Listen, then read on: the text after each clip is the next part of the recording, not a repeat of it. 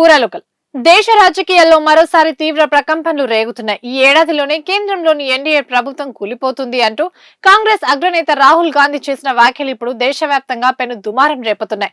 Congress party minority వ్యవహారాల శాఖ సమావేశంలో పాల్గొన్న రాహుల్ గాంధీ ప్రధాని మోదీ ప్రభుత్వంపై అత్యంత సంచలన వ్యాఖ్యలు చేశారు.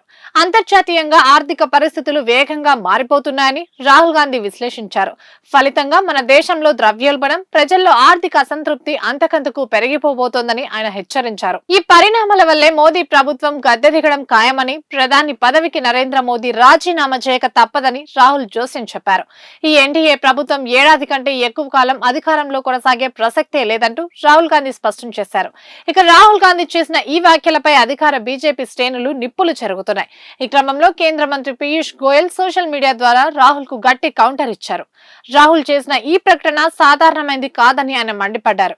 ప్రత్యక్ష ఎన్నికల్లో బీజేపీని ఓడించలేక దేశంలో విద్వేషాలను, హింసను రెచ్చగొట్టడానికి కాంగ్రెస్ కుట్రలు చేస్తోందని గోయల్ ఆరోపించారు. దేశం అభివృద్ధి చెందడం ఇష్టం లేని కాంగ్రెస్, కొన్ని ప్రతిపక్షాలు మరియు విదేశీ శక్తులు కలిసి పనిన పెద్ద కుట్రలో భాగమే ఈ వ్యాఖ్యలంటూ పీయూష్ గోయల్ తీవ్రంగా ధ్వజమెత్తారు. ఇవే ఇప్పటివరకు అప్డేట్స్. మరిన్ని అప్డేట్స్ కోసం చూస్తూనే ఉండండి పూరాలోకల్.